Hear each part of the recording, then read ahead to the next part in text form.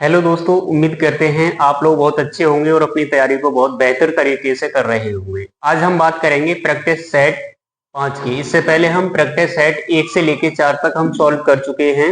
आज हम बात करेंगे प्रैक्टिस सेट 5 की, जिसमें हम पहले सेक्शन में देखेंगे भाग 1 में सामान्य ज्ञान। सामान्य ज्ञान का पहला प्रश्न है, कह रहा है कि वड़ागा जनजाति किस राज्य में है। वड़ागा जो जनजाति है वो किस राज्य में है।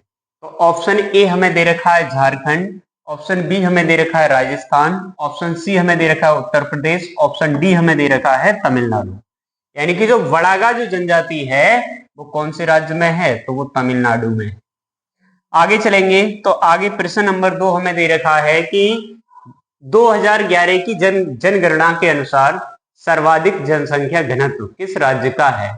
यानी कि जनसंख्या 2011 के अनुसार हमें ये बताना है कि सर्वाधिक जो जनसंख्या घनत्व था वो कौन से राज्य का था। अगर हम राज्य की बात करेंगे तो सबसे ज्यादा जो जनसंख्या घनत्व था वो बिहार का था। अगर हम वहीं अगर बात करेंगे यूटी यानी कि केंद्र शासित प्रदेश, तो केंद्र शासित प्रदेश में आ जाएगा दिल्ली।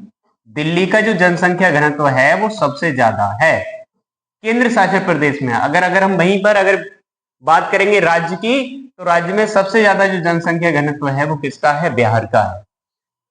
आगे अगले प्रश्न पे चलेंगे तो प्रश्न नंबर 3 हमें दे रखा है, कह रहा है कि निम्नलिखित में से प्रसिद्ध तबला वादक है। यानी कि हमें प्रसिद्ध तबला वादक बताना है कि निम्नलिखित में से कौन है।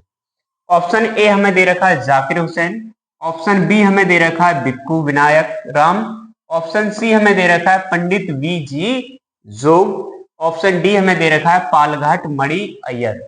तो इसका जो सही आंसर हो जाएगा वो कौन सा हो जाएगा, जाकिर हुसैन।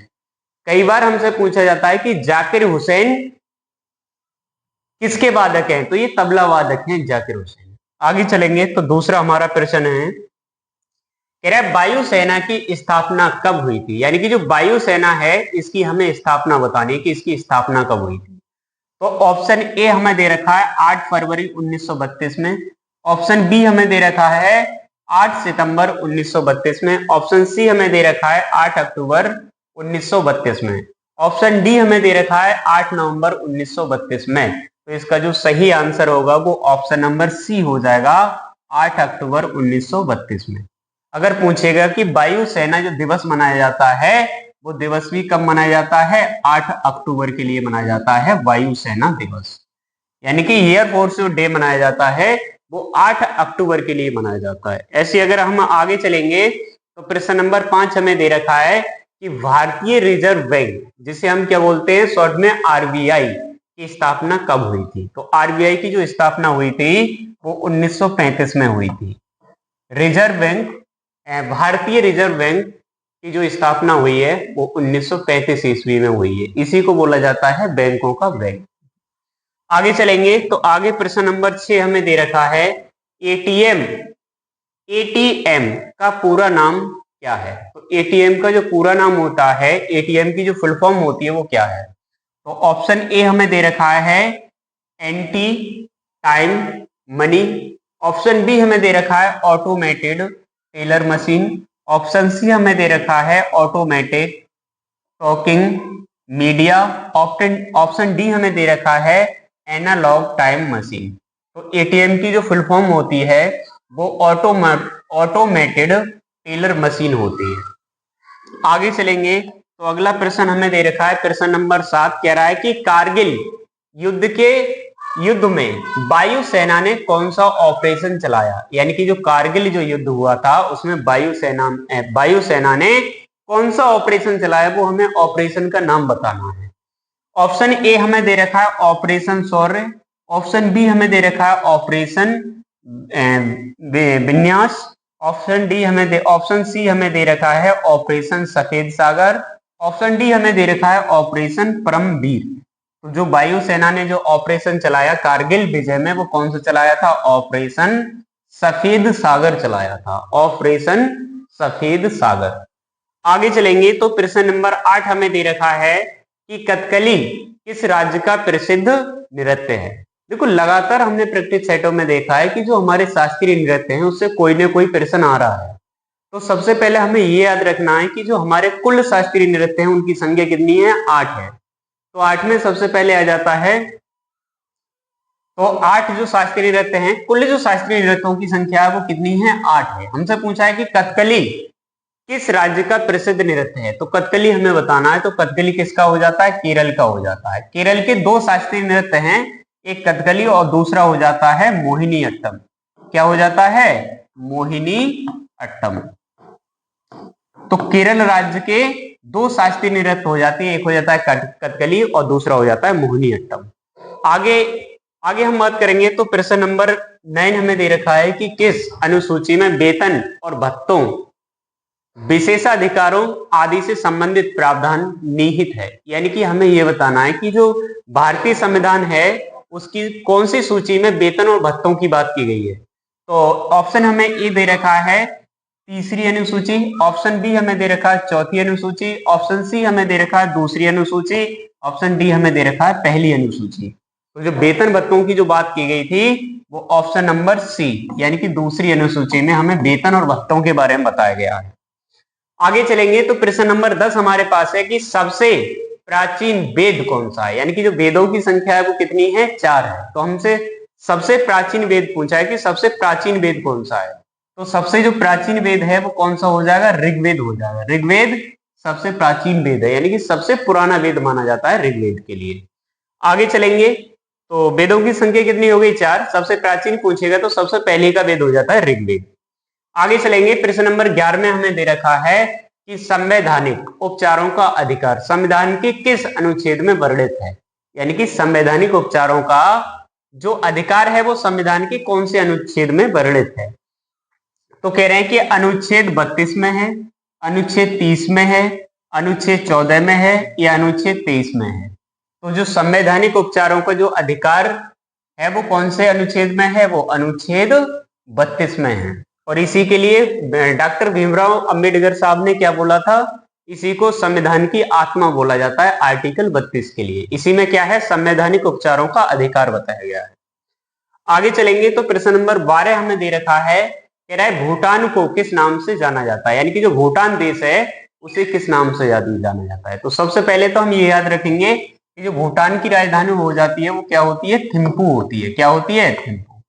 और भूटान को जो जाना जाता है वो किस नाम से जाना जाता है? ऑप्शन ए हमसे कह रहा है ड्रैगन, ऑप्शन बी हमसे कह रहा है वर्मा, ऑप्शन सी कह रहा है लैंड ऑफ द थंडरबोल्ट। तो जो भूटान है, भूटान को इस नाम से जाना जाता है। ऑप्शन नंबर जो सी है हमारा सही आंसर हो जाएगा। लैंड ऑफ द थंडरबोल्ट के नाम से जाना जाता है भूटान के लिए। ठीक है, अगले प्रश्न पे चलेंगे तो प्रश्न नंबर 13 हमें दे रखा है कि गांधी जी ने दांडी मार्च कहां से आरंभ की थी। तो महात्मा गांधी ने जो दांडी मार्च स्टार्ट की थी वो साबरमती आश्रम से की थी। कहां से की थी? साबरमती आश्रम से स्टार्ट की थी दांडी मार्च। आगे चलेंगे तो प्रश्न नंबर 14 हमें दे रखा है कि मनु भाकर का संबंध किस खेल से है। यानी कि जो मनु भाकर हैं वो किस खेल से संबंधित हैं। तो ऑप्शन ए हमें दे रखा है टेबल टेनिस, ऑप्शन ए हमें दे रखा है टेबल टेनिस, ऑप्शन बी हमें दे रखा है तैराकी, ऑप्शन सी हमें दे रखा है निशानेबाजी, ऑप्शन डी हमें दे रखा है जूडो। तो जो मनु भाकर हैं ये प्रसिद्ध क्या है? एक निशानेबाज है। ये क्या है? प्रसिद्ध निशानेबाज हो जाएंगे, ऑप्शन नंबर सी। आगे चलेंगे तो प्रश्न नंबर 15 हमें दे रखा है कि भारत छोड़ो आंदोलन की शुरुआत कब हुई थी। यानी कि जो भारत छोड़ो जो आंदोलन चला था वो कब चला था। तो ऑप्शन नंबर ए हमें दे रखा है 1931, ऑप्शन बी हमें दे रखा है 1921, ऑप्शन सी हमें दे रखा है 1942, ऑप्शन डी हमें दे रखा है 1931। जो सही इसका जो आंसर हो जाएगा वो ऑप्शन नंबर सी हो जाएगा 1942। यानी कि भारत छोड़ो जो आंदोलन चला था वो कब चला था? 1942 में चला था। आगे चलेंगे तो आगे प्रश्न नंबर 16 हमें दे रखा है और यहां से स्टार्ट हो जाता है भाग 2 और यहां पर हम पढ़ेंगे सामान्य विज्ञान। तो देखो जो अग्निवीर है इसमें विज्ञान जो पूछी जाएगी वो हमसे 15 नंबर की पूछी जाएगी, जिसमें केमिस्ट्री और फिजिक्स है। तो इसे हमें ध्यान से थोड़ा पढ़ना होगा। तो प्रश्न हमें 16वां दे रखा है कि सूर्य के प्रकाश में कितने रंग होते हैं। यानी कि जो सूर्य का प्रकाश होता है इसमें कितने रंग होते हैं। तो सूर्य की जो प्रकाश होता है वो श्वेत प्रकाश होता है और सूर्य के प्रकाश में 7 रंग पाए जाते हैं। इसको अगर हम देखेंगे तो हम ये पढ़ेंगे वर्ण विक्षेपण। वर्ण विक्षेपण में क्या होता है कि जब कोई श्वेत प्रकाश किसी प्रिज्म से होकर गुजरता है जब कोई श्वेत प्रकाश किसी प्रिज्म से होकर गुजरता है तो वो आधार की ओर झुककर अपने अवयवी रंगों में विभक्त हो जाता है। ये हमारे पास कोई श्वेत प्रकाश किरण आ रही है, श्वेत प्रकाश किरण। जब ये श्वेत प्रकाश किरण किसी प्रिज्म से होकर गुजरती है तो आधार की ओर झुककर ये अपने अवयवी 7 रंगों में विभक्त हो जाती है। कितने रंगों में विभक्त हो जाती है? 7 रंगों। तो इनका जो कभी कभी हमसे क्रम पूछ लेता है तो इसका क्रम जो होता है वो होता है विबग्योर। विबग्योर यानी सबसे नीचे होता है V, उससे ऊपर होता है I, उससे ऊपर होता है V, उससे ऊपर होता है Z, उससे ऊपर होता है Y और उससे ऊपर होता है O और सबसे ऊपर होता है R। तो ये होता है विबग्योर। तो ये शब्द भी हमसे कई बार पूछा गया है कि जो सूर्य का वर्ण विक्षेपण होता है, यानी कि जब श्वेत प्रकाश किसी प्रिज्म से होकर गुजरता है तो अपने अवयवी 7 रंगों में विभक्त हो जाता है, और जो रंगों का जो विभाजन है उसके लिए हम इस शब्द से याद रखते हैं विबग्योर। तो इसे हमें याद रखना है। बी का मतलब होता है वॉयलेट, आई का मतलब होता है इंडिगो, वी का मतलब होता है विडो, जी का मतलब होता है ग्रीन, बाई का मतलब होता है येलो, ओ का मतलब होता है ऑरेंज और आर का मतलब होता है रेड। तो ये 7 रंग होते हैं। सबसे नीचे कौन सा रंग आ जाता है? तो सबसे नीचे बैगनी रंग होता है। कौन सा होता है? बैगनी रंग। अगर हम बात करेंगे कि सबसे जो ऊपर होता है वो कौन सा रंग होता है? लाल रंग होता है। तो यहाँ पर अगर हम देखेंगे तो यहाँ से हमसे 3 प्रकार के प्रश्न पूछे जाते हैं। सबसे पहला प्रश्न हमसे ये पूछा जाता है कि ये बताओ कौन से रंग का विचलन सबसे कम होता है? तो सबसे कम जो विचलन होता है वो रेड का होता है। किसका होता है? रेड। यानी कि लाल रंग का जो विचलन होता है वो सबसे कम होता है। और सबसे ज्यादा विचलन देखेंगे तो वो कौन से रंग का होता है? बैगनी रंग का होता है। तो ये विचलन हो गया। और हमसे पूछता है कि ये बताओ सबसे ज्यादा तरंग दैर्घ्य कौन से रंग की होती है? तो सबसे ज्यादा जो तरंग दैर्घ्य होती है वो होती है लाल रंग की। अगर हम बात करेंगे कि सबसे कम जो तरंग दैर्घ्य होती है वो बैंगनी रंग की होती है।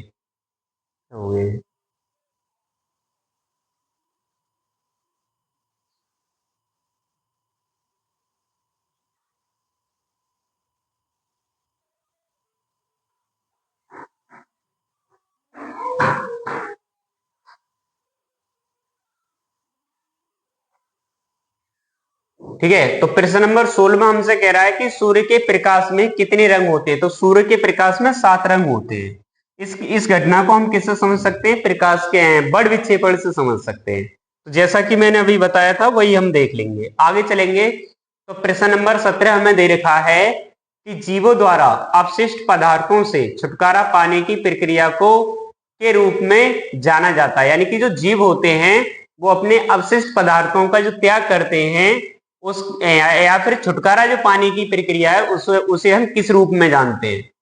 तो ऑप्शन ए हमसे कह रहा है श्वसन, ऑप्शन बी हमें कह रहा है कि उत्सर्जन, ऑप्शन सी है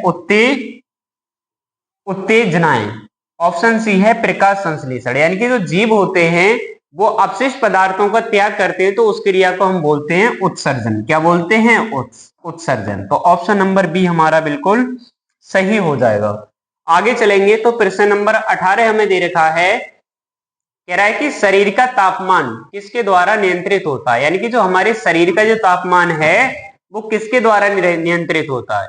तो कह रहा है कि मेंडुला के द्वारा होता है, थैलोमस के कारण होता है, या हाइपोथैलेमस के कारण होता है, या इनमें से कोई नहीं। तो जो हमारा शरीर का जो टेम्परेचर है वो हाइपोथैलेमस के कारण क्या होता है? नियंत्रित होता है।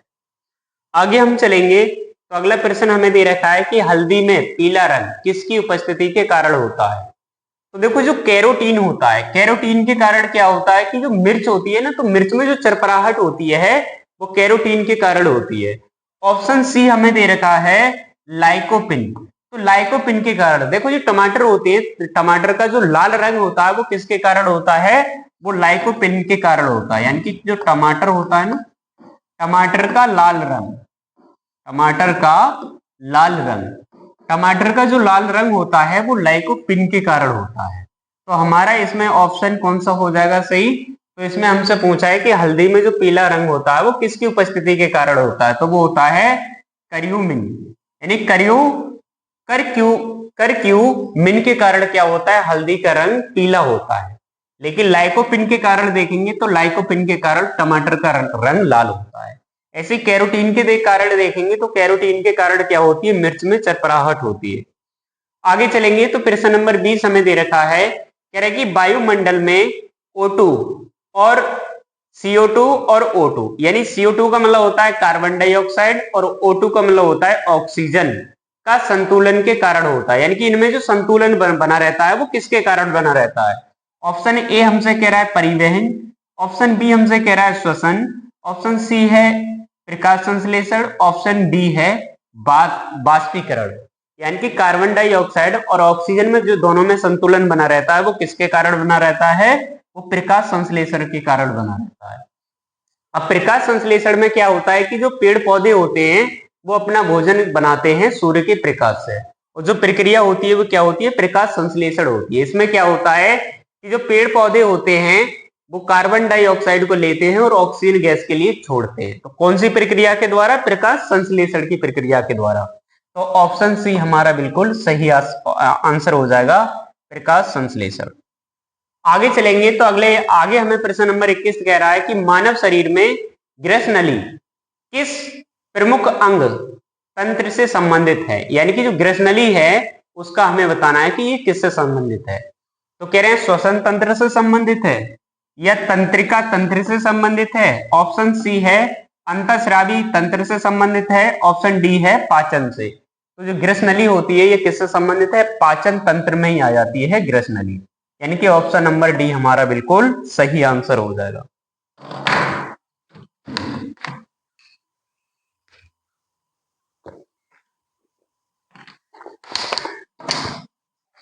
आगे चलेंगे तो प्रश्न नंबर 22 हमें दे रखा है, कह रहा है मानव शरीर में श्वसन प्रणाली का मुख्य अंग है। यानी कि मानव शरीर में जो श्वसन तंत्र है उसका हमें मुख्य अंग बताना है कि कौन सा है। ऑप्शन ए हमें दे रखा है फेफड़े, ऑप्शन बी दे रखा है वृक्क, ऑप्शन सी दे रहा है त्वचा, ऑप्शन डी दे रखा है हृदय। तो देखो शरीर में जो हमारे हृदय होता है, हृदय का क्या काम होता है? ये क्या करता है? हमारे शरीर में रक्त को पंप करने का काम करता है। लेकिन जो फेफड़े होते हैं ये हमारे शरीर में श्वसन की क्रिया को करने के लिए होते हैं, और इसी को हम क्या बोलते हैं? फुफ्फुस बोलते हैं। तो 22 नंबर का जो हमारा सही आंसर हो जाएगा वो ऑप्शन नंबर ए हो जाएगा, फेफड़े। यानी मानव शरीर में श्वसन प्रणाली का जो मुख्य अंग है वो क्या है? फेफड़े। फेफड़ों के कारण हम क्या ले पाते हैं? सांस ले पाते हैं। आगे चलेंगे तो कह रहा है कि सूर्य किरणों से कौन सा विटामिन प्राप्त होता है? यानी कि सूर्य की किरणों से प्राप्त होने वाला विटामिन बताओ, तो वो कौन सा विटामिन हो जाएगा? Vitamin D. और विटामिन डी की कमी से क्या हो जाता है? सूखा रोग हो जाता है। क्या हो जाता है? सूखा रोग। सूखा रोग विटामिन डी की कमी से हो जाता है। विटामिन ए की कमी से देखेंगे तो विटामिन ए की कमी से हो जाता है रतौंधी रोग। क्या हो जाता है? रतौंधी रोग। रतौंधी रोग हो जाता है विटामिन ए की कमी से। अच्छा, विटामिन ए का जो रासायनिक नाम होता है वो होता है रेटिनॉल। अगर हम देखेंगे विटामिन सी, तो विटामिन सी की जो कमी से होता है वो स्कर्वी रोग होता है। कौन सा रोग होता है? स्कर्वी रोग।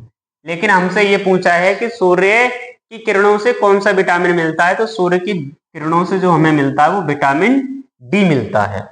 आगे चलेंगे तो प्रश्न नंबर 24 हमें दे रखा है कि सेकंड लोलक का दोलन समय कितना होता है? तो जो सेकंड लोलक होता है उसका जो दोलन जो समय होता है वो कितना होता है? 2 सेकंड का होता है। कितना होता है? 2 सेकंड। आगे चलेंगे तो प्रश्न नंबर 25 हमें दे रखा है कि डीएनए मुख्यतः पाया जाता है। ये जो डीएनए होता है ये मुख्यतः कहां पर पाया जाता है? किसमें पाया जाता है? तो पहले हम देखेंगे डीएनए मुख्यतः पाया जाता है। यानी डीएनए कहां पाया जाता है? तो हम सबसे पहले बात करेंगे कि डीएनए की जो फुल फॉर्म होती है वो क्या होती है। तो इसका जो पूरा नाम होता है वो होता है डीऑक्सीराइबोन्यूक्लिकम। अगर ये हम बात करेंगे कि मुख्यतः किसमें पाया जाता है, तो डीएनए जो पाया जाता है वो केंद्रक में पाया जाता है। किसमें पाया जाता है? केंद्रक में। तो ऑप्शन नंबर ए हमारा सही आंसर हो जाएगा, केंद्रक। और डीएनए की हम फुल फॉर्म याद रखेंगे, डीऑक्सीराइबोन्यूक्लिक अम्ल। एक होता है आरएनए। क्या होता है? आरएनए। इसका जो पूरा नाम होता है वो होता है राइबो न्यूक्लिक एसिड। ये राइबो न्यूक्लिक अम्ल होता है। आगे चलेंगे तो प्रश्न नंबर 26 हमें दे रखा है कि किस पक्षी के सिर के सामने इंसानों की तरह आंखें होती है? यानी किस पक्षी की आंखें सिर के सामने बिल्कुल इंसानों की तरह होती है। तो ऑप्शन ए हमें दे रखा है शुतुरमुर्ग, ऑप्शन बी हमें दे रखा है गिद्ध, ऑप्शन सी हमें दे रखा है उल्लू, ऑप्शन डी हमें दे रखा है बाज। तो जो इंसानों की तरह आंखें होती है वो किसकी होती है? उल्लू की होती है। ये ऑप्शन नंबर सी बिल्कुल सही आंसर हो जाएगा। आगे चलेंगे तो प्रश्न नंबर 27 हमें दे रखा है कि पहला पृथक एंटीबायोटिक कौन सा था, यानी कि हमें पहला एंटीबायोटिक बताना है कि कौन सा था। तो कह रहे हैं टेरामाइसिन है या पेनिसिलिन है। तो इसका जो सही आंसर हो जाएगा वो हो जाएगा पेनिसिलिन, यानी कि जो पेनिसिलिन जो था ये सबसे पहला पृथक एंटीबायोटिक था। आगे चलेंगे तो प्रश्न नंबर आगे हमें दे रखा है, कह रहा है कि इनमें से कौन सा जीव सघन वनों में नहीं पाया जाता है, यानी कि ऐसे जीव का नाम बताना है हमें जो सघन वनों में नहीं पाए जाते, यानी घने जंगलों में नहीं पाया जाता है। तो कौन सा हो जाएगा? ऊंट हो जाएगा। आगे चलेंगे तो आगे प्रश्न नंबर 29 हमें दे रखा है कि अधिवृक्क ग्रंथि, यानी कि इसी को हम बोलते हैं एंड्रिनल ग्लैंड, क्या स्रावित करती है, यानी जो एंड्रिलन जो ग्लैंड होती है ये क्या स्रावित करती है? कह रहे थायरॉक्सिन हार्मोन सी स्रावित करती है, या एस्ट्रोजन हार्मोन स्रावित करती है, या कार्टिसोल ये स्रावित करती है। तो प्रश्न नंबर 29 का जो सही आंसर हो जाएगा वो क्या हो जाएगा? ऑप्शन नंबर सी हमारा बिल्कुल सही आंसर हो जाएगा, यानी कि जो अधिवृक्क जो ग्रंथि होती है इससे जो स्रावित होता है वो होता है कार्टिसोल। आगे हम चलेंगे तो प्रश्न नंबर 30 हमें दे रखा है, कह रहा है फ्यूज तार किसका मिश्र धातु से बना होता है, यानी कि जो फ्यूज तार है ये कौन सी मिश्र धातु से बना होता है? तो ऑप्शन हमें कह रहा है कि टिन और लेड, ऑप्शन बी कह रहा है टिन और तावा, ऑप्शन सी है लेड और तावा, ऑप्शन डी है तावा और चांदी। तो जो वही फ्यूज तार बना होता है ये टिन और लेड का बना होता है। टिन का जो प्रतीक होता है वो होता है Ti प्लस लेड का जो सूत्र होता है वो होता है Pb। इन दोनों से मिलकर जो बना होता है उसे हम क्या बोलते हैं? फ्यूज तार बोलते हैं। आगे हम चलेंगे तो प्रश्न नंबर 31 हमारे पास है, कह रहा है किसी संख्या को, यानी कि यहां से गणित यानी भाग 3 में गणित स्टार्ट हो जाती है। तो कह रहा है किसी संख्या को 2 बार गुणा करने पर 9 प्राप्त होता है। तो 9 प्राप्त होता है तो कौन सा आंसर हो जाएगा? अगर हम देखेंगे 2 बार अगर गुणा करेंगे तो हमारे पास कितना आ जाना चाहिए? 9 आ जाना चाहिए। ऑप्शन अगर हम ए लेंगे तो ऑप्शन ए हमें 3 दे रखा है, और 3 की अगर हम 2 बार गुणा करेंगे तो 3 3 कितना हो जाएगा? 9 हो जाएगा, जो कि ऑप्शन हमारा ए बिल्कुल सही आंसर हो जाएगा। अगर ऑप्शन बी लेंगे तो ऑप्शन बी में अगर हम 6 की गुणा 2 बार करेंगे तो कितना आ जाएगा? 36 आ जाएगा। लेकिन हमें लाना कितना था? हमें 9 लाना था। तो ऑप्शन नंबर ए हमारा बिल्कुल सही आंसर हो जाएगा। आगे चलेंगे तो आगे 32 प्रश्न नंबर 32 हमें दे रखा है कि मूलधन 3100 रुपए, दर 4%, साधारण ब्याज 620 रुपए, तो समय ज्ञात कीजिए। यानी कि हमें जो मूलधन दे रखा है पी वो हमें दे रखा है 3100 रुपए, यानी कि मूलधन को हम किससे लिख लेते हैं? पी से। तो पी का मान हमें दे रखा है 3100 रुपए। कह रहे हैं दर जो दे रखी है आर वो कितनी दे रखी है? 4% दे रखी है। आगे कह रहे हैं कि एसआई हमें कितना दे रखा है? 620 रुपए दे रखा है। तो हम फॉर्मूले जानते हैं कि एसआई बराबर क्या होता है? पी आर टी अपॉन 100 होता है। सूरज, तो एसआई हमें कितना दे रखा है? एसआई दे रखा है 620, टी का मान हमें दे रखा है 3100 और आर का मान हमें दे रखा है 4%। टी हमें निकालना है, बटे में हम कितना लगा देंगे? 100। 2 जीरो से यहाँ 2 जीरो कट जाएंगे, और 31 से अगर ये काटोगे तो ये क्या बार में कट जाएगा? 20 बार में कट जाएगा, और 20 से अगर ये काटोगे तो ये क्या बार में कट जाएगा? 5। तो टी बराबर हम बोल सकते हैं कि कितना आ जाएगा? 5 वर्ष आ जाएगा। यानी कि अगर कोई राशि 3100 रुपए है और उस पर अगर हम 4% का ब्याज ले रहे हैं और जो ब्याज जो हो जाता है वो 620 रुपए हो जाता है, तो वो कितने समय में होगा? 5 वर्ष में होगा। यानी कि ऑप्शन नंबर सी हमारा बिल्कुल सही आंसर हो जाएगा। आगे चलेंगे तो प्रश्न नंबर 33 हमें दे रखा है कि 66/220 को प्रतिशतम बदलिए, यानी कि 66/220 है, इसको हमें प्रतिशतम बदलना है। जब इसे प्रतिशतम बदलेंगे तो हम क्या करेंगे? 100 से गुणा करेंगे। 1 जीरो से 1 जीरो यहाँ पर कट जाएगा, 1 जीरो से हम 1 जीरो यहाँ पर काट देंगे, अब 11 से काटेंगे, 11 × 66, 11 दूनी 22, 2 से काटोगे ये तो कै बार में कट जाएगा, 3 बार में कट जाएगा। तो हमारे पास हो जाएगा 3 × 10, यानी कि इन दोनों की गुणा करेंगे तो हमारे पास कितना आ जाएगा, 30% आ जाएगा। कितना आ जाएगा, 30%। ऑप्शन नंबर सी बिल्कुल सही आंसर हो जाएगा।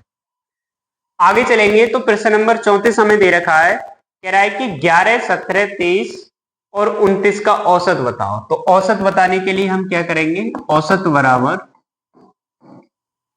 बराबर पदों का योग बटे पदों की संख्या लिख लेते हैं। तो योग करेंगे, यानी कि 34 + 11 प्लस के 17 प्लस का 23 और प्लस के कितने, 29। संख्या कितनी हो गई, तो 1 2 3 4 5, संख्या कितनी हो गई, 5। तो बटे में हम लगा देंगे 5। कितना लगा देंगे, बटे में 5 लगा देंगे। इन सभी को जोड़ लो, कितना हो जाएगा, इन दोनों को जोड़ेंगे 45 और इन दोनों को जोड़ेंगे 40, कितना हो गया, 85। 85 और 29 जोड़ लो, 85 और 29, 14 के 4 हासिल का 1, 114 हो जाएगा। कितना हो जाएगा, 114 हो जाएगा। और बटे में कितने, 5। 5 दूनी 10, यहां से कट गए, 1 बच गए, यहाँ 14 हो गए। 5 दूनी 10, 4 बच गए, पॉइंट लगा लिए, 0 बढ़ा लिए, 5 8 40। तो ये कितना हो जाएगा, औसत अगर इनका निकालेंगे तो गलत आ रहा है, 22.8। तो कहां दिक्कत होगी। अच्छा, प्रश्न नंबर 34 है ये, 34 नहीं है, प्रश्न नंबर 34 है ये। तो जो संख्या दे रखी है वो हमें कितनी दे रखी है, 11, 17, 23 और 29 दे रखी है, यानी ये 34वां सवाल है। तो औसत अगर हमें निकालना है तो संख्या दे रखी है 11, 17, 23 और हमें दे रखा 29। तो संख्या कितनी हो गई, 5 हो गई। इन सभी को जोड़ लो, 9 और 3 12, 12 और 7 19, 19 और 1 20, 20 का क्या आ जाएगा, 0, हासिल के लगा लो। तो वो 2 4, 4 और 2 6, 6 और 1 7, 7 और 1 8, कितना हो जाएगा, 80। बटे में कितने लगा देंगे, 5, 5 से काट दो, 5 1 5, 5 1 30, कितना आ जाएगा, 16 आ जाएगा। यानी औसत कितना हो जाएगा, 5 1 5, 5 1 30। तो सही तो है। अच्छा, जोड़ने में देखना है यहाँ पर, तो 9 और 3 12, 12 और 7 19, 19 और 1 20, 20 का 0, हासिल गए 2, 4 और 2 6, 6 और 1 7, 7 और 1 8, सही तो है। तो कितना आ जाएगा, 16। ऑप्शन इसमें 16 कोई है ही नहीं। 1 सेकंड रुकना।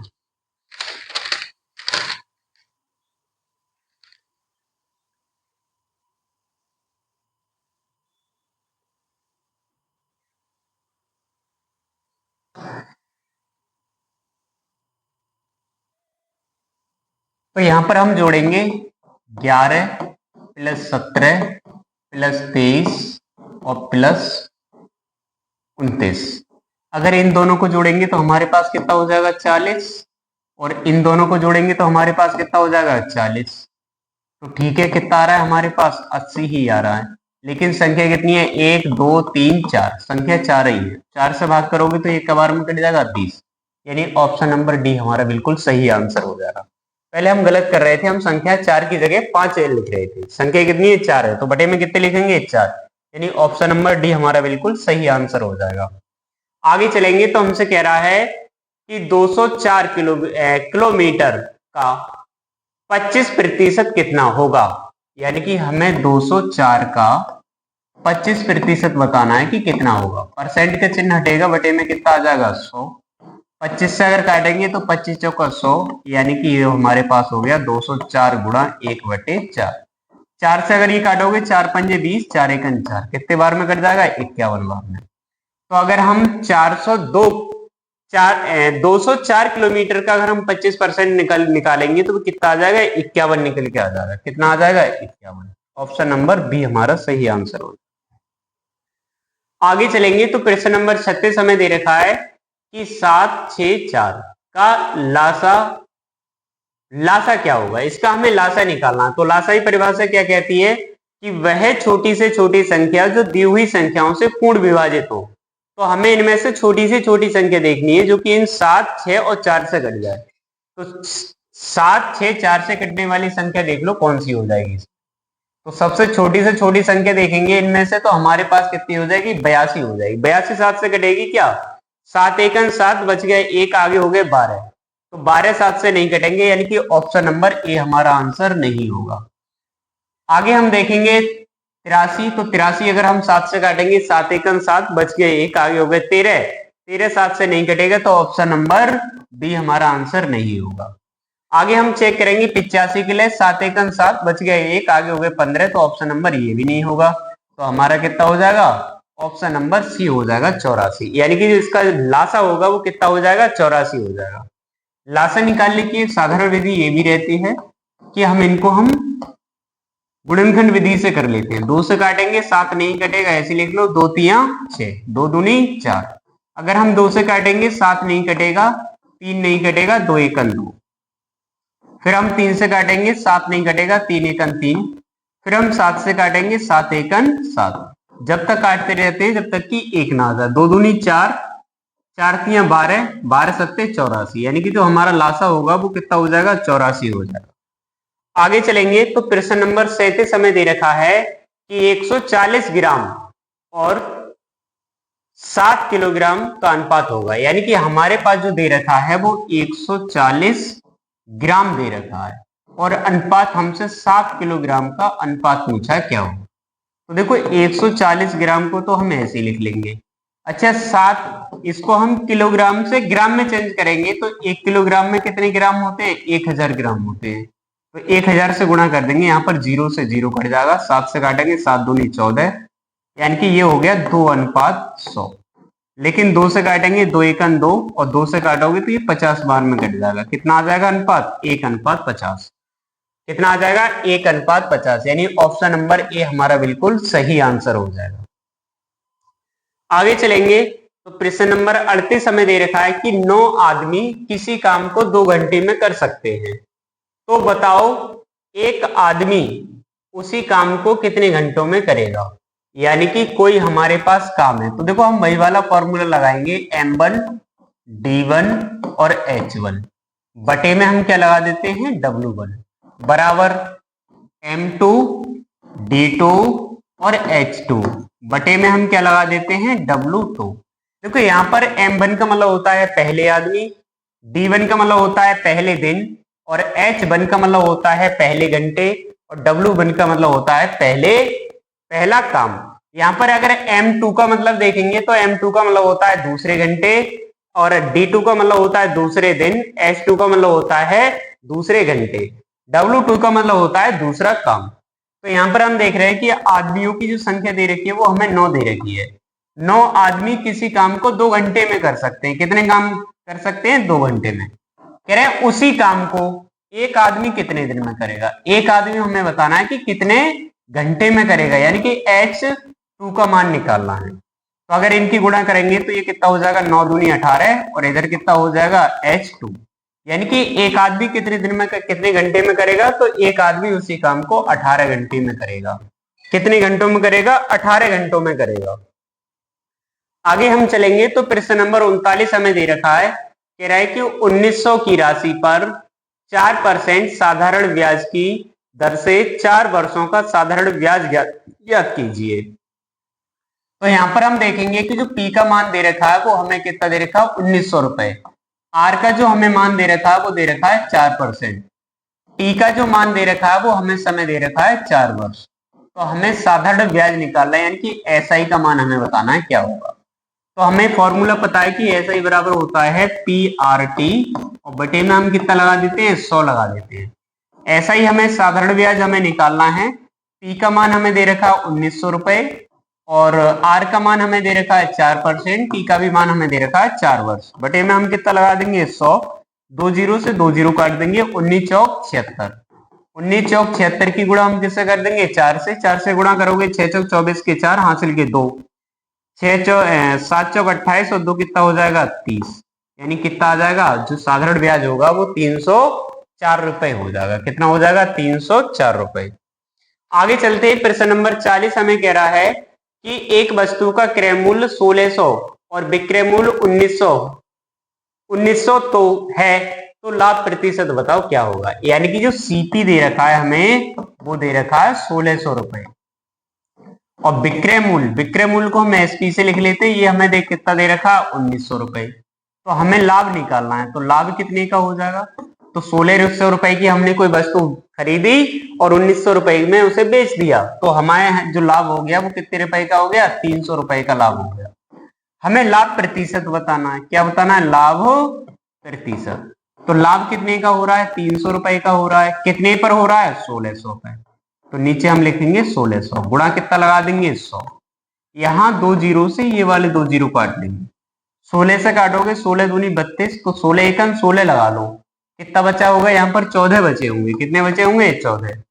आगे हमारे पास एक जीरो है, तो अगर इसे हम देखेंगे तो अगर हम 16 से भाग करेंगे, 16 से भाग करेंगे हम किसमें, 300 में, तो 16 एकन 16, बच गया कितना हमारे पास, 14। उतार लिया हमने जीरो। 16 पंजे 80, 16 छिंग 96, 16 सत्ते 112, 16 अट्ठे 128, 16 निम्न 144 ज्यादा हो जाएगा, तो 16 अट्ठे 128 लगा देंगे, तो हमारे पास कितना बच जाएगा, 12 बच जाएगा। यहाँ हम पॉइंट लगाएंगे, एक जीरो बढ़ा लेंगे। 16 पंजे 80, 16 छिंग 96, 16 सत्ते 112, 16 सत्ते 112 हो जाएगा। कितना बचेगा, 8। उसी पॉइंट से जीरो बढ़ा लेंगे, 16 पंजे 80, पूरा पूरा कट गया ना। तो हमारा जो आंसर हो जाएगा वो कितना हो जाएगा, वो हो जाएगा 18.75, यानी कि ऑप्शन नंबर सी हमारा बिल्कुल सही आंसर हो जाएगा। अगर हमने कोई वस्तु 1600 रुपए में खरीदी और 1900 रुपए में बेच दी, तो हमें 300 रुपए का लाभ हो गया। अगर हमें लाभ प्रतिशत चाहिए, तो लाभ प्रतिशत बराबर होता है कुल लाभ बटे में क्रय मूल्य गुणा हम कर देते हैं 100। यहाँ 2 जीरो से 2 जीरो कट गए, तो 300 बटे 16 बच गया। 300 में अगर हम 16 से भाग करेंगे तो 18 बार पूरा पूरा चला जाएगा, पॉइंट में आ जाएगा 75, यानी कि ऑप्शन नंबर सी हमारा बिल्कुल सही आंसर हो जाएगा। आगे चलेंगे तो प्रश्न नंबर आगे हमें 41 दे रखा है। कह रहा है कि 12, 16 और 20 का मासा बताओ। मासा की परिभाषा क्या कहती है कि वह बड़ी से बड़ी संख्या जो दी हुई संख्याओं से पूर्ण विभाजित। तो यहाँ पर हम देखेंगे कि यहाँ पर हमें कितना दे रखा है, बड़ी से बड़ी संख्या अगर हम देखेंगे तो 20 दे रखा है। 20 अगर इन सभी संख्याओं से कट रहा है तो हमारा 20 आंसर हो जाएगा। 20 अगर इन सभी संख्याओं से नहीं कट रहा है तो हमारा आंसर नहीं होगा। ठीक है, तो यहाँ पर हम निकालेंगे, तो इसका जो मासा होगा, तो मासा हमें बताना है वह बड़ी से बड़ी संख्या। तो 20 है, 20 ये सभी संख्या कटे हैं, 20 जो है वो इन सभी संख्याओं से नहीं कटेगा, यानी ऑप्शन नंबर डी हमारा आंसर नहीं होगा। आगे चलेंगे 16, तो 16 भी इन सभी संख्याओं से नहीं कटेगा, तो नहीं आंसर होगा। तो आगे हम देखेंगे, एक सेकंड, यानी कि जो मासा की जो परिभाषा होती है, वह बड़ी से बड़ी संख्या जो दी हुई संख्याओं को पूर्ण विभाजित करे, यानी कि इन संख्याओं को पूर्ण विभाजित करे। तो 20 से अगर हम ये काटेंगे तो नहीं कटेगा। अगर हम 16 से काटेंगे तीनों संख्याएं नहीं कटेंगी। 12 से अगर हम काटेंगे तो तीनों संख्या नहीं कटेंगी। 4 से काटेंगे तो तीनों संख्या कट जाएंगी। तो ऑप्शन नंबर हमारे पास क्या हो जाएगा, ऑप्शन ए सही हो जाएगा। 4 से ये तीनों संख्या कट जाएंगी, बाकी किसी से नहीं कटेंगी, तो ऑप्शन हमारा ए बिल्कुल सही आंसर हो जाएगा। आगे चलेंगे तो आगे हमसे कह रहा है प्रश्न नंबर 42 है कि 140 के 20% प्लस 160 के 40% का मान क्या होगा, यानी कि 140 का या की लगी है, तो इसका मतलब हम गुणा लगा देते हैं, और 20% परसेंट का चिन्ह हटेगा, बटे में 100 प्लस 160 के की जगह हम गुणा लगा लेंगे 40 और बटे में हम कितना लगा लेंगे 100। इसका हमें मान निकालना है। तो यहाँ 2 जीरो से ये 2 जीरो काट लो, यहाँ 2 जीरो से ये 2 जीरो काट लो, तो ये कितना हो गया, यहाँ बच गया 14 गुणा 2 प्लस यहाँ बच गया 16 गुणा 4। तो जिस 14 दूनी 28 प्लस 16 दूनी 32, 16 तीन 48, 16 चौका 64, कितना हो जाएगा 16 चौका 64। इन्हें जोड़ लो, कितना हो जाएगा, तो 8 और 4 12, हासिल का 1, कितना हो जाएगा 92 हो जाएगा। कितना हो जाएगा 92। ऑप्शन नंबर हमारा ए बिल्कुल सही आंसर हो जाएगा। आगे चलेंगे तो कह रहा है कि प्रथम 7 विषम संख्याओं का औसत बताओ। तो देखो विषम संख्याओं का जो औसत होता है वो क्या होता है, n होता है। तो पदों की संख्या कितनी है 7, तो औसत भी कितना हो जाएगा 7 ही हो जाएगा, ऑप्शन नंबर ए। आगे चलेंगे तो प्रश्न नंबर 44 हमें दे रखा है, कह रहा है एक कागज की लंबाई और चौड़ाई का अनुपात हमें ये दे रखा है और इसका परिमाप 78 सेंटीमीटर है, तो चौड़ाई ज्ञात कीजिए। अब देखो हमें एक क्या दे रखा है, लंबाई और चौड़ाई का अनुपात दे रखा है, यानी कि लंबाई अगर 2 है तो चौड़ाई 1 है, और इसका परिमाप कितना दे रखा है हमें, परिमाप दे रखा है हमें 78, तो चौड़ाई हमें बतानी कि चौड़ाई कितनी होगी। तो कागज कुछ इस तरह से होगा, आयताकार। अभी तो इसकी लंबाई और चौड़ाई है, अगर इसकी चौड़ाई अगर 1 है तो लंबाई कितनी है, 2 है। इस तरह से दे रखा है हमें, लेकिन इसका जो परिमाप दे रखा है वो हमें कितना दे रखा है, 78 दे रखा है। तो यहाँ पर अगर हमें देखेंगे कि इसका परिमाप का मतलब होता है परिधि की माप। अगर परिधि की माप अगर हम देखेंगे तो ये कितनी हो जाएगी, 6 हो जाएगी। यानी कि जो 78 वैल्यू दे रखी है वो हमें 6 की दे रखी है। अगर हमें चौड़ाई चाहिए तो हम किससे गुणा कर देंगे, 2 से। 6 से काटोगे तो 6 कन 6 और 6 तियां 18 और 13 की और 2 की गुणा करोगे तो कितना आ जाएगा, 26। यानी कि जो चौड़ाई है वो चौड़ाई कितने, लंबाई है वो लंबाई कितनी हो जाएगी, 26 हो जाएगी। लेकिन लंबाई नहीं पूछी हमसे, क्या पूछी, चौड़ाई पूछी है। तो चौड़ाई अगर पूछी है तो हम किससे गुणा करेंगे, 1 से गुणा करेंगे। तो 13 की और 1 की गुणा करोगे, किसकी करोगे, 13 और 1। 13 और 1 की गुणा करेंगे तो हमारे पास कितना आ जाएगा, 13 सेंटीमीटर हो जाएगा। यानी ऑप्शन नंबर बी हमारा बिल्कुल सही आंसर हो जाएगा। आगे चलेंगे तो प्रश्न नंबर हमें 45 दे रखा है, कह रहा है मूलधन जो दे रखा है वो 1940 रुपए, दर 10%, समय 4 वर्ष, तो साधारण ब्याज बताओ। यानी जो पी का मान दे रखा है वो हमें 1940 रुपए दे रखा है, दर जो आर दे रखी है वो हमें 10% दे रखा है, समय यानी कि टी का मान दे रखा है हमें 4 वर्ष। कितना दे रखा है, 4 वर्ष। तो हमसे ऐसा ही पूछा है कि ऐसा ही क्या होगा, ऐसा ही हमें निकालना है। तो हमें ये फॉर्मूला पता है कि ऐसा ही बराबर क्या होता है, पी आर टी बटे में हम कितना लगा देते हैं, 100। ऐसा ही हमको निकालना है। पी का मान हमें कितना दे रखा, 1940 रुपए, आर कितना दे रखा हमें 10%, और जो समय दे रखा वो 4 वर्ष, बटे में हम कितना लगा देंगे, 100। यहाँ 2 जीरो से हम 2 जीरो काट देंगे। अब हमारे पास क्या बचेगा, ऐसा ही बराबर 194 गुणा 4 बचेगा। इनकी गुणा कर लो, 4 चौक 16 के 6, हासिल का 1, 9 चौक 36 और 1 37 के 7, हासिल के 3, 4 एकन 4 और 3 7, कितना हो जाएगा, 776 हो जाएगा। यानी कि जो साधारण ब्याज होगा वो कितना हो जाएगा, 776। ऑप्शन नंबर ए हमारा बिल्कुल सही आंसर हो जाएगा। आगे चलेंगे, यहां से भाग 4 स्टार्ट हो जाता है रीजनिंग। अब रीजनिंग में अगर हम देखेंगे तो प्रश्न नंबर 46 हमें दे रखा है कि यदि किसी कूट भाषा में यू में स्टेक को TU DNHK और कम वर्ड में को ये लिखा जाता है, तो मे का कोड बताओ क्या होगा। तो यहां पर हम देखेंगे यू में स्टेक का जो मतलब दे रखा है वो TU DNHK दे रखा है। उसी तरह से अगर यहां पर हम देखेंगे तो कम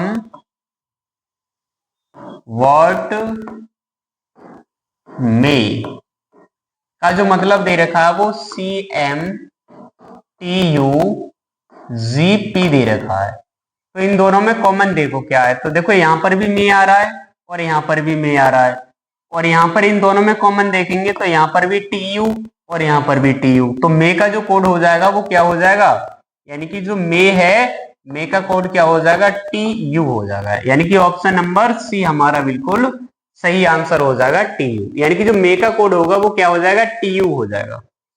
आगे चलेंगे तो प्रश्न नंबर 47 हमें दे रखा है, कह रहा है कि भाग को माइनस, गुणा को भाग, स्टार को भाग में बदल दिया जाए तो इसका मान क्या होगा। देखो यहां पर हमें दे रखा है 15/5, ये गुणा दे रखा है, यहां पर क्या होगा, ये गुणा होगा, ये गुणा है, गुणा 5 ये हमें सवाल दे रखा है। तो हमसे कह रहा है कि भाग को माइनस से बदल दो, यानी कि यहां पर जहां भाग लगा है वहां माइनस लगा दो और गुणा की जगह भाग लगा दो, गुणा की जगह क्या लगा दो, भाग। तो इसका आंसर क्या आएगा, तो देखते हैं। अगर हम सबसे पहले बोर्ड मास के अकॉर्डिंग यहाँ भाग करेंगे तो 15 हम ऐसे लिख लेंगे माइनस, अगर 5 में अगर 5 से भाग करेंगे तो एक बार जाएगा, और 15 में से अगर एक जाएगा तो कितना बचेगा, 14 बचेगा। यानी ऑप्शन नंबर सी बिल्कुल हमारा राइट आंसर हो जाएगा, 14। आगे चलते हैं तो प्रश्न नंबर 48 हमें दे रखा है कि अंग्रेजी वर्णमाला में दाईं ओर से 13वां अक्षर के बाईं ओर 5वां अक्षर कौन सा होगा। तो देखो अंग्रेजी वर्णमाला में अगर हम दाईं ओर से अगर 13वां अक्षर देखेंगे तो कौन सा निकलेगा। तो देखो हम क्या करेंगे, 27 में से अगर हम 13 घटाएंगे तो हमारे पास कितना बचेगा, 14 बचेगा। तो जो 14वां जो लेटर होगा वो क्या हो जाएगा, एन हो जाएगा। लेकिन एन के बाएं हमें 5वां बताना है, तो हम क्या करेंगे, 14 में से 5 कम कर देंगे, कितना आ जाएगा 9, और 9 नंबर पे क्या हो जाता है, आई। अगर अंग्रेजी वर्णमाला में दाईं ओर से अगर हम 13वें लेटर को देख रहे हैं तो वो क्या आ जाएगा, एन आ जाएगा। और एन के बाईं ओर अगर हम 5वां अक्षर देखेंगे तो क्या आ जाएगा, आई आ जाएगा। यानी ऑप्शन नंबर डी हमारा बिल्कुल सही हो जाएगा, आई। तो जो अंग्रेजी वर्णमाला में दाईं ओर से 13वें अक्षर के जो बाईं ओर जो 5वां अक्षर होगा वो क्या हो जाएगा, आई हो जाएगा। आगे चलेंगे तो प्रश्न नंबर 49 हमें दे रखा है, एक इस तरह से हमें लेटर दे रखे हैं और इसमें से पूछा है कि बाईं ओर से 13वां अक्षर कौन सा है।